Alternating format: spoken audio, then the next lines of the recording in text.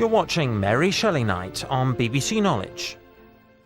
By the time Mary Shelley wrote her epic novel, The Last Man, in 1826, all the important men in her life were already dead. Only one son survived.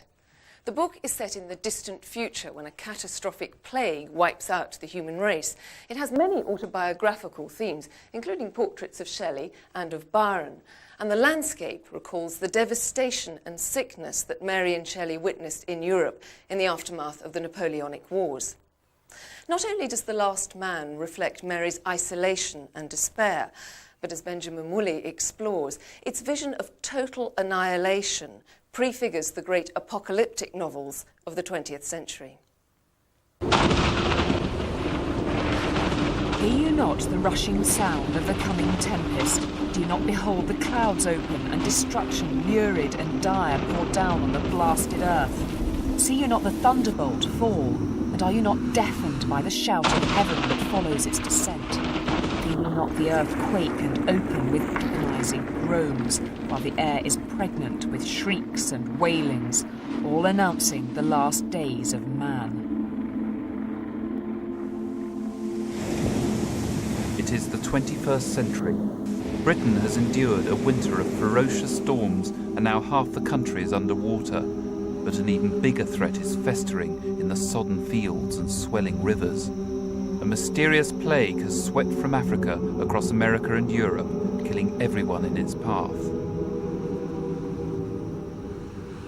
This is the bleak vision of the future created by Mary Shelley in her novel The Last Man, written nearly 200 years ago.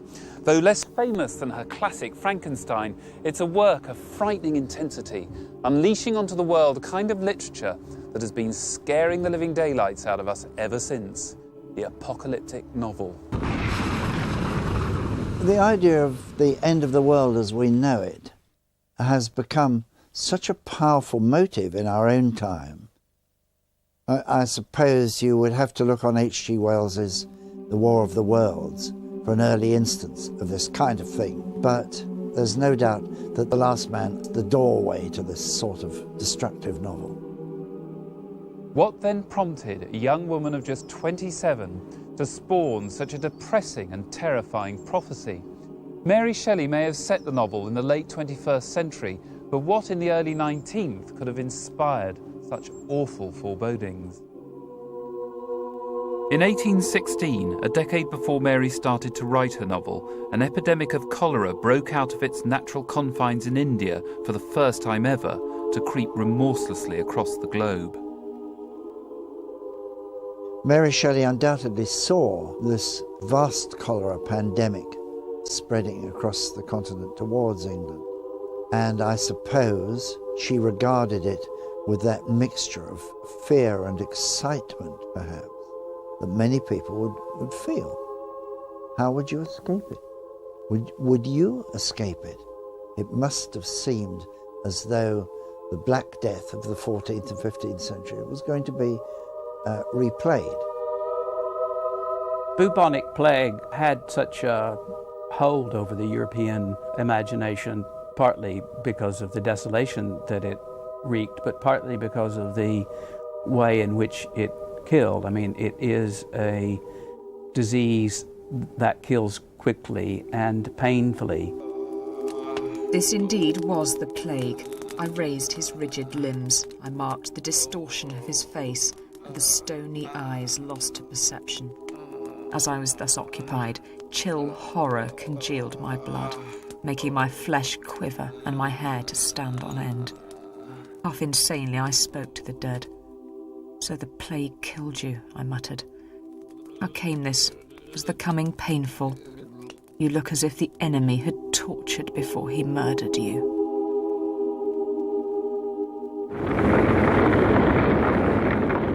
There was another portentous event that inspired Shelley to write her apocalyptic tale. On April the 5th, 1815, the volcano Tambora exploded in the most violent eruption of recorded time, killing millions across the Indonesian archipelago.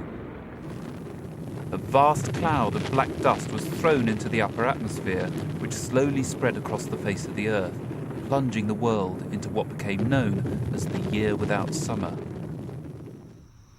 On the 21st of June, it was said that an hour before noon, a black sun arose, an orb the size of that luminary, but dark, defined, whose beams were shadows. As it descended, its dusky rays crossed the brilliant ones of the sun and deadened or distorted them. The shadows of things assumed strange and ghastly shapes. The wild animals in the woods took fright, while owls and bats showed themselves welcoming the early night, and the citizens were filled with greater dread. There is a sense in the book whereby the weather and the epidemic are so interleaved that you're feeling that the whole world is sick, and it's a sort of Gaia thesis, you know, that we are expendable. With the change of the centuries, there would naturally be apocalyptic thoughts in the air, and nobody knew how long that was going to go on for. Possibly that could be the end of the world, the beginning of the end of the world. You didn't know. The millenarian effect of the year 1800 would have affected people who were children in a subliminal way, and so that their generation growing up would have already had that in their minds, just like our generation has the bomb. You know, we weren't alive at the time of Hiroshima, but we know about it, and it's part of our kind of, you know, in our psyche. We can't avoid it. So I'm not surprised that she should write this book. She's part of a cohort which has apocalypse, the notion of apocalypse in its background, both social and cosmic. But for Mary, the idea of a coming apocalypse wasn't just cosmic, it was personal. By the time she came to write The Last Man, Mary was a widow living alone in London. She had endured the death of 4 of her 5 children, the drowning of her husband, and in the very month she started to write the book, the death of her close friend Lord Byron. All this terrible sense of loss and isolation she poured into her journal of 1824. The Last Man, yes, I may well describe that solitary being's feelings, feeling myself the last relic of a beloved race, my companions extinct before me. Mary Shelley in The Last Man is really talking about death and hopelessness and despair, and maybe even the fact that her own life, the good times, are over. It's a nihilistic novel, and you can see where it comes from when you look at her biography. It's very, very clear how tragic her life really was, and that she had nothing to live for. And her view of the world is that, you know, what future is there? Mary Shelley's book has a lot to say to us now, because we do worry about the end of mankind. We do worry about resources running out and global warming and all the kinds of doom-laden, apocalyptic concerns that people today have. We live in a post-atomic age. We live in an age where the politics of the Russian Revolution have failed and been seen to fail. You know, we live in a very similar time to her, but our epidemic will probably be man-made in a lab, and it'll be some germ that's made for germ warfare that gets out of the lab and gets us. There's no doubt that The Last Man was of its period, and yet it belongs in a time when we are much more receptive to the idea of catastrophe. This is one of the virtues of the book, that it comes back to us like no other novel written at that time. Although she set The Last Man in the 21st century, Shelley failed to predict any of the technological developments that define the modern age. But she did get one invention absolutely right. She showed how the uncertainties of the future could be used to explore the fears of the present. Fears that haunt us all, down to the last man.